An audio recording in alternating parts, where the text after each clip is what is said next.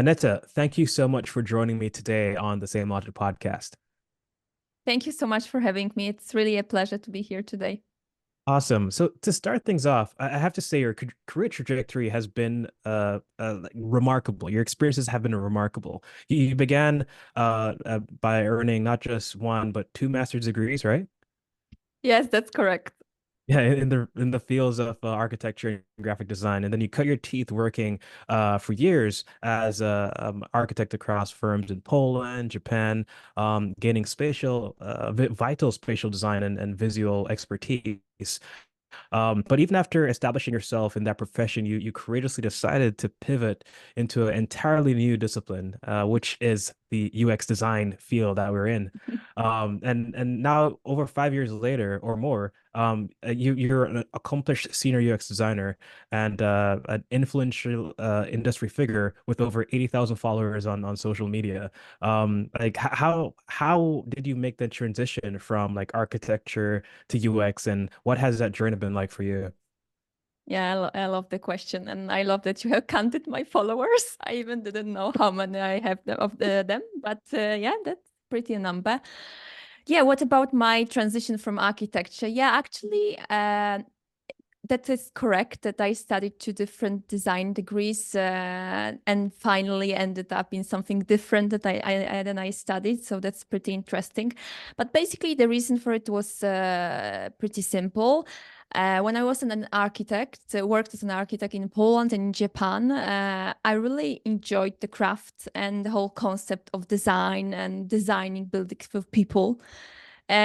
Also, this creative part, it was really enjoyable, especially when I was in Japan working for one of the bigger architectural offices in Tokyo, Kengokuma, where I learned a lot about wooden architecture, and it was something I really enjoyed. But architecture also has some different sides. So first of all, a very basic fundamental thing connected with the salary, which both in Poland and in Japan was pretty low, to be honest, compared to technology. Secondly, I spend a lot of time working in design tools like Revit, AutoCAD, just drawing technical drawings because I wasn't an interior designer. I was designing buildings. So when you are this type of architect, you spend a lot of time on figuring out the details. You know, you need to really think through how the building, how windows will be in this wall, you know, all the details and nitty-gritty of this thing. You need to go to the construction site. And it was a bit the path that I wasn't so much interested into, like this technical construction side. It wasn't something that I was really enjoying. So that was the second reason. And the third, definitely, it was connected with the fact that I spent very little time interacting with people, apparently. Because when you're like you know, like an employee in an architectural office, like a big one, like let's say Kengokuma, it's like a huge office. So you're like a small piece in this ocean, and you just need to produce the drawings and the concept so that, you know, uh, they can build this building. And it's really not you who interact with, I don't know, investors like clients, right? Or it's not actually you who you know, like deal with those stakeholders, because you are like a person who just draws in a sense. So that was something I missed a lot. I like the variety of tasks that we have as designers. Of course, sometimes the meetings are Mhm. get too much, so they can be a bit overwhelming as well. I must say. But I think I like the variety of tasks and how many skills I actually gained as a UX designer compared to being an architect. Apparently, for instance, all of the soft skills, meeting people from all over the world, you know, learning a bit more about evolving technologies. This is something that you can't compare with architecture, honestly. I have to wonder as well. One of the things that I kind of see in the industry is that like when someone comes from a background that doesn't really have traditional HCI, Mhm. they're kind of like not really taken seriously at first. And I'm kind of like wondering if you kind of faced those issues as well. Did you struggle to be taken seriously without a traditional HCI background? I started my transition while I was still in Poland, in my home country. And honestly, I don't think it was such a big case for me. There are a lot of architects nowadays in the UX design. However, I had to spend some time on developing my UI skills, for instance, and also changing the way how I was thinking about the design process, which in architecture took much more time than in UX design, for instance. I had to learn a bit how to work in a much more fast-paced environments compared to architecture. But I wouldn't say I have experienced something connected with the fact that I didn't have the UX design degree, because in Poland we also don't have like a specific university with this faculty. We have one, like a private school that offers some postgraduate courses, but nothing like a master degree. So it wasn't like this back then. Got it. Oh yeah, and in Poland as well, I should have started off by saying dziękuję. So Yes, proszę. got it. What was the hardest thing or the hardest skill or mindset shift that you had coming from a different design field? Um, I think the soft skills.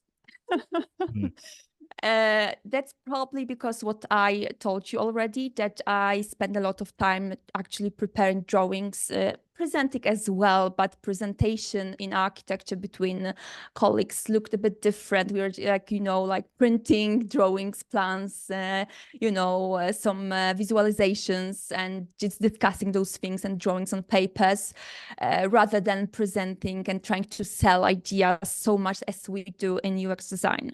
So I think that was the one of the first skills I tried to invest my time in, like the storytelling, the communication, how to actually set up your presentations so that it can actually tell the story, convince stakeholders to your ideas, and the whole concept, the project itself. I think this was the first one.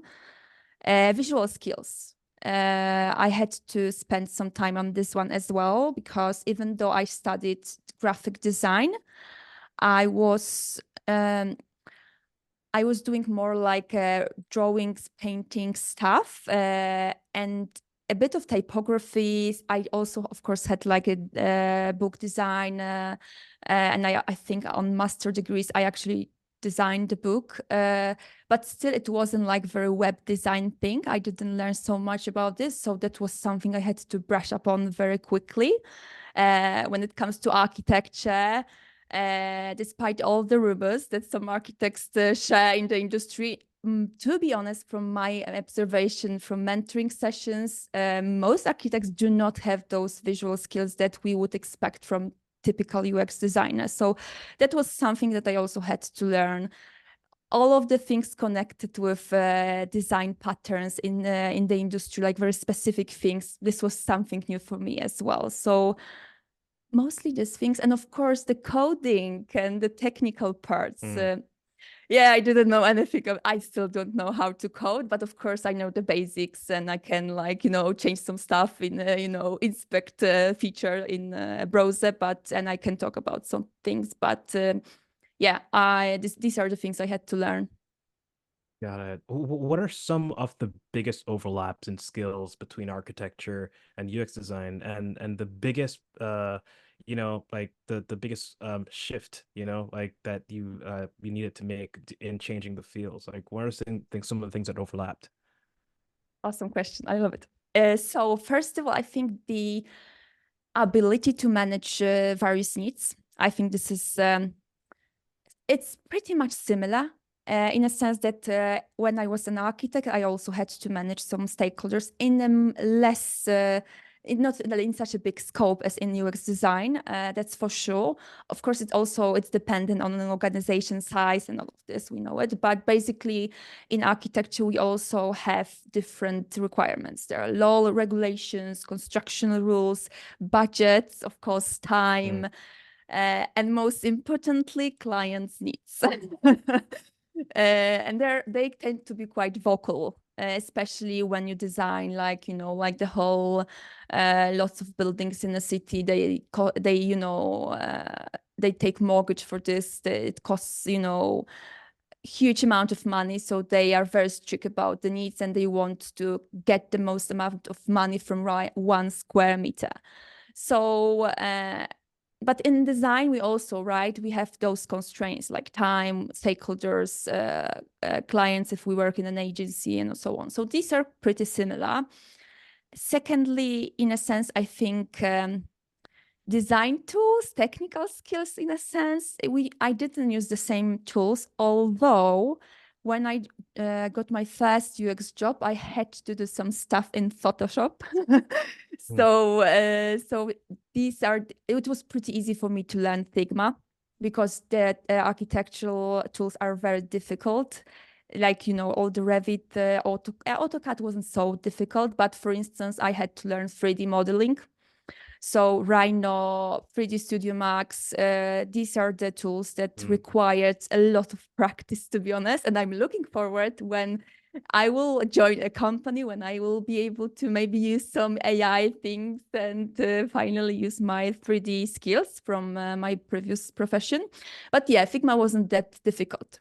For instance, if people are transitioning from psychology or any other different professions, I guess that they might struggle much more than designers who were in some other design degrees. Um, Systematic thinking maybe as well, in a sense, because as architects, we need to understand and work in various concepts and surfaces, in a sense. Like we have the building plot, we have the building itself that is 3D, which is a totally different thing than in design. Although if we talk about all the AI and augmented reality, right, this gets a bit more similar. mm, But basically also like the plans and all 2D things, they are very similar in a sense, like of the concept. Like we also had to design some like plans and layouts and all of this. And very many times you also have to zoom in and zoom out, like in design. So in architecture, there is like a building in a city, and you also need to respect the surrounding. Of course, it depends on an architect and architecture company, how much they respect this and how the law regulation and the municipality respect this. That we could argue probably sometimes when we visit some cities, but basically work like this. You try to respect the law, the regulations, the surrounding, the beauty, the style of the buildings around. Which, right, how people behave in the city, what are the flows in the city, the wayfinding and all of this, which can be, I think, partially translated also to design, to UX design, right? That we get users into a product. There are also some paths. We also create a wayfinding for them, right? The navigation, the whole system of information architecture. We also show them some signs, right? So these are those similarities, I think. Of course, the communication a bit, but I told you that it was definitely less in architecture than it is in UX design. mm. How did your architecture training equip you to sell stakeholders on solutions and flows early on in your career? Well, architecture degree wasn't so helpful with this, of course. We were mostly trying to learn a bit of a design thinking, the tools, and basically how to design a building. Like, this was the main things. We're doing a lot of papers models. We're, of course, doing a lot of 3D visualizations, trying to showcase and present the building from different human perspective, like, different angles. And there was almost nothing when it comes to this real world, when it comes to being an architect, dealing with contracts, dealing with clients, dealing with budgets, and managing those people. Actually, I learned this when I was working as an architect, because I worked in a couple of organizations in Poland and in Japan, and it was the time when I was observing and learning this in practice, actually. Mm, I love that.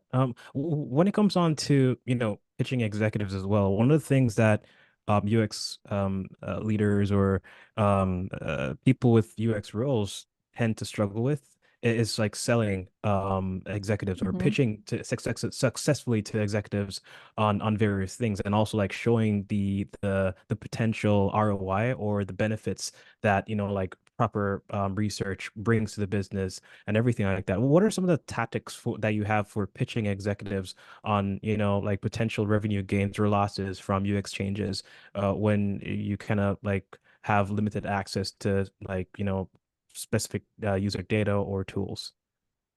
Yeah, that's a very good question. Of course, it depends on the project and people. It depends on your relationship with executives, what actually, who are those people, and how much are they informed already about the design decisions and the process itself, and what your team and yourself try to achieve during this, I don't know, sprint. It definitely varies, but I found that building those relationships with people is probably the first thing that comes to my mind right now.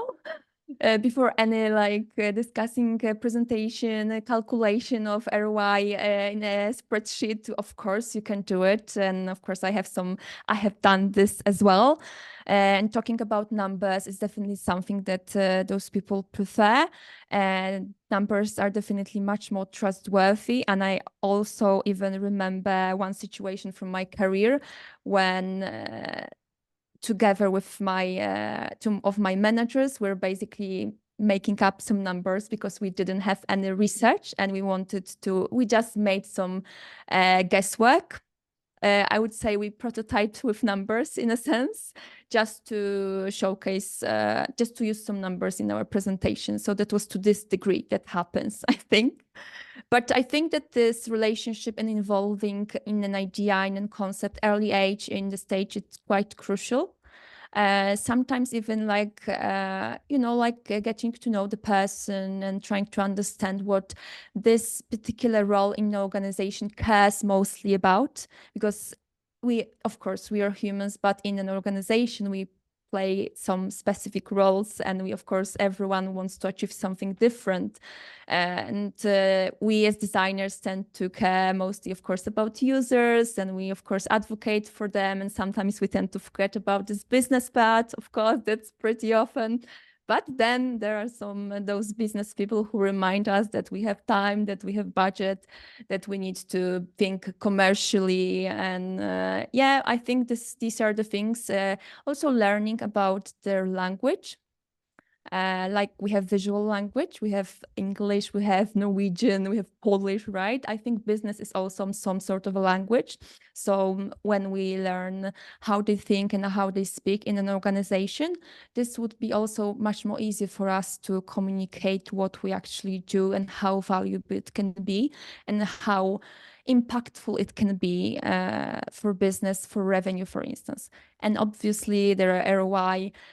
Usually, from my experience, at least in all the organizations I worked for, it was pretty tough to calculate real numbers because it requires like getting information from various stakeholders, which is not always possible. They don't always share everything. So sometimes you need to do this guesswork, or even sometimes this awareness that, okay, my work will impact this. This is really like the first step, even like this awareness that something like this exists, that we do not work in a silo and that design is actually needed, that we make an impact. This actually, I think, is also something that is very important and can maybe help with reaching to those stakeholders and communicating with them.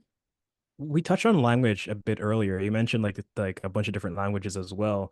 And like one of the things that's kind of difficult is Mm, conducting effective research across yes. language and cultural barriers. What tips do you have for that? When it comes on to conducting, like effective research across language and barriers, especially in international B2B products. Yeah, that's a very good question. And first of all, ideally would be to learn the language, but of course it's impossible. I think the first thing is to understand the culture, maybe go there, fly there over, get to know the people. If you have an office there, try to involve locals into the process because they, first of all, they can help you with translations, they can assist you during interviews. But they can also share you some tips and knowledge about the culture, how people in this country communicate, all those nitty-gritties, as well as also they might have the knowledge about the industry you work in, right? What are the competitors in the market, what most people in this market prefer to use, and so on and so on.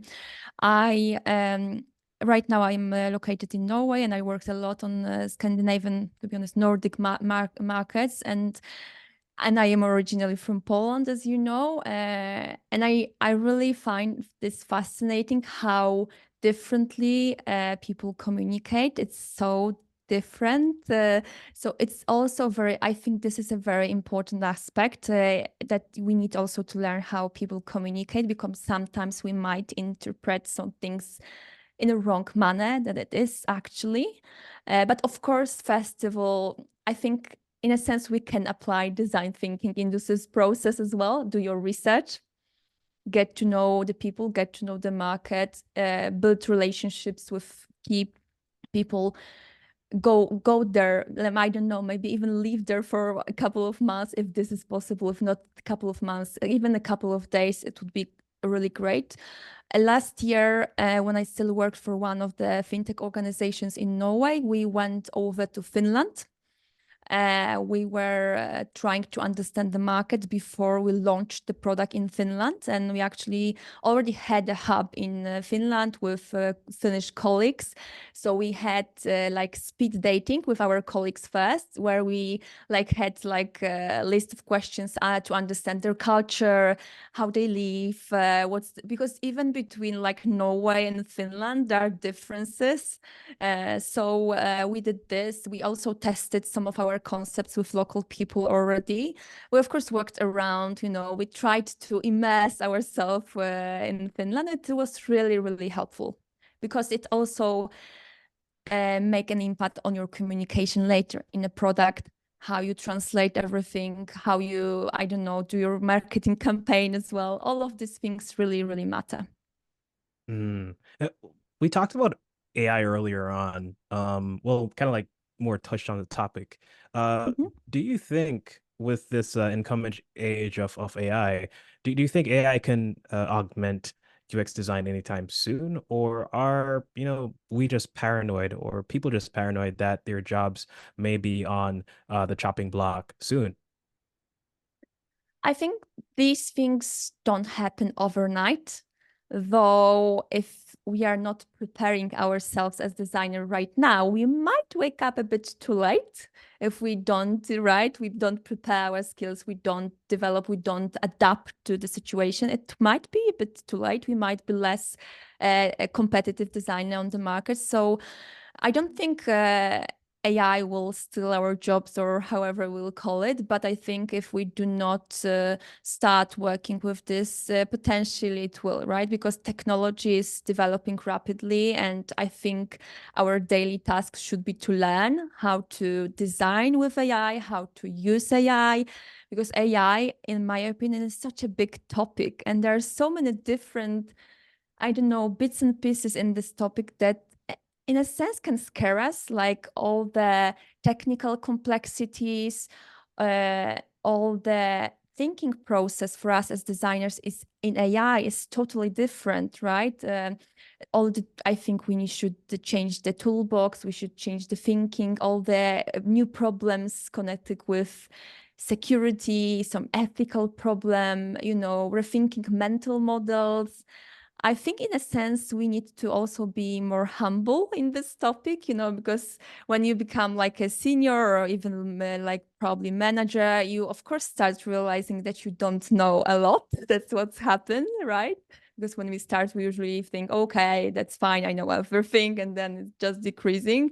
So when, with this AI, I also think that I don't know anything. I don't work with AI right now.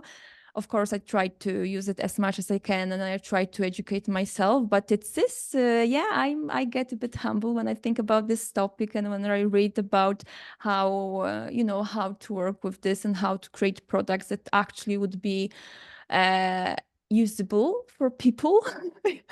Not mentioning the delightful part and other stuff. I think it's such a big challenge, and it will take some time probably to get on this level where actually so many of design jobs will be stolen. But I think it will take some time. That's at least my assumption.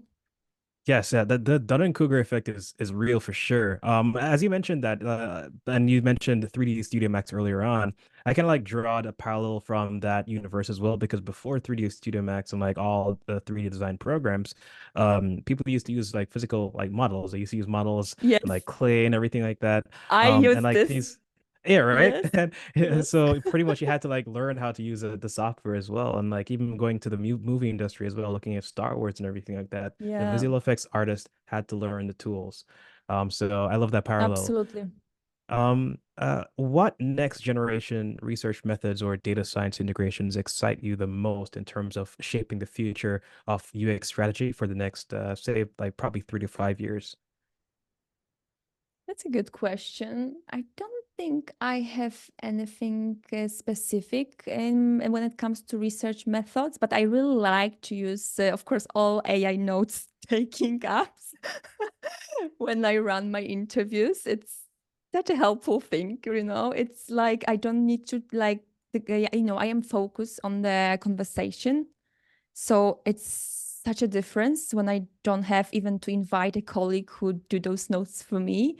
I think this is something that I hope will evolve, and maybe all the things connected with the second part of the research, like actually synthesizing data and so on. Of course, I am a bit afraid of actually interpretation of data. This thing I am still a bit skeptical about, so I prefer to do it on my own. I try, of course, to summarize some notes and all of this, but it sometimes doesn't work so well. Also, I think what would be amazing would be to probably improve those all research ops tools and integrate them together with all those notes that AI app notes taking tools do for us. I think this would be quite cool as well. And I don't know, maybe let's see, maybe some connection with presentation as well, like mapping out the insights in some nice and juicy presentation. That would be also cool. But I think still we should think about, the ethical part, the security, and also like the whole interpretation part, right? Because we are humans. So during the interview, right, we also need to observe people, how they react. We need to be respectful. And there are some nitty-gritties that I guess are not there yet with AI tools. Hmm. What tips do you have for closing feedback loops and quickly spreading the knowledge or the takeaways from the feedback across your team or across a product team? I find it pretty handy when I have like one tool for sharing insights. And when in my last organization, we used a lot of course, Slack, where people were sitting and we had specific channels for it, and people were sharing stuff there. But I also used to run a newsletter in an organization, which was pretty quite a good way of spreading knowledge around users when it comes to bigger organizations. It was super handy. We were also involving people in the newsletter, and people were responding very positively to this, of course. And of course, we were promoting research practices and, this user-centric approach and design. So these were the key things, of course, together with some presentations, getting along with people, sharing some knowledge in between meetings. Yes, these are the key things that I use. I love that. No, we all love, like quick user interview wins that like quickly and perfectly validate, or perceptions or solutions. One of the things that I don't hear a lot though is like a lot of times when that the interview data, the user interview data sends us down like the wrong path because like we interpreted the data incorrectly, and Yes. how people course correct, like so. Is there a time, or could you tell us like about like a scenario that when you got like some early qualitative insights and it sent you down the wrong path, and how you then review that data and course correct it? Yeah, that's a very good question. I don't have anything particular with qualitative. I might have but it's not like directly connected with my wrong like research path, but mostly with my limited language skills. So I can maybe tell a story about this. When I started working as a designer in Norway, I didn't speak so well Norwegian. Not saying that I am proficient right now, but I'm much better than I was. And in Norway, there are a lot of dialects. I can't even count. I think 143 or something. Oh wow. Uh, and sometimes, like in every country, people pronounce things differently. They have some specific words for things. And also, when I started, I was like on an A2 level or something, so I really barely understood anything. But as we as humans tend to be, we like to speak in our mother tongue. That's the easiest way to express ourselves, I think. So of course I tried to respect this always. So when I started one of my first research, it was qualitative research, the first one. I had to recruit users from Norway to do my research, and of course, I started with sending emails because it was easier. I had to, I could use Google Translate or whatever. But then I struggled, of course, because this is the story from B2B. I struggled with recruiting users, so I had to actually pick up some phone calls and actually call people. And I remember talking with one guy. I was asking, like I was prepared, like I had like a script in Norwegian, and I thought it would be super easy because I mean, this is still not a user interview. This is just like asking a person if he has any free time for a short conversation. So I really struggled with understanding the responses, and I just felt that it wasn't a positive response. So we had like a back and forth. I was trying to like set up some words in Norwegian, and he was like trying to respond me. But to be honest, the conversation ended. I think I understood that we made a deal, but I wasn't sure. So of course I was super stressed, but I confirmed everything through email, and we made this happen, the interview. But that also taught me that I have to ask for help when I don't feel super comfortable, and when I need like when I want because I want people to feel comfortable when I do user interviews with them. So for the next interviews, I invited my colleagues and my Norwegian friends who are trying to assist me with any difficult conversations that I had in Norwegian. So that's something that was quite stressful for me. But mm. I love that. I love that. Always like ask for help because people are helpful. Um, this is my last question here. I ask everyone who comes on the show this question, and I love every response that I get. And the question is, what's one weakness that you've turned into your strength? Ah, lovely question. Love it. Let me think a bit. I think I am. I am a bit of an introvert, even though that I am on social media, as you know, and I try to record those videos and I try to be, like those person full of energy and like always positive. But it's sometimes it's very difficult when it comes to being an introvert. I think this is maybe this is not a weakness, but this is.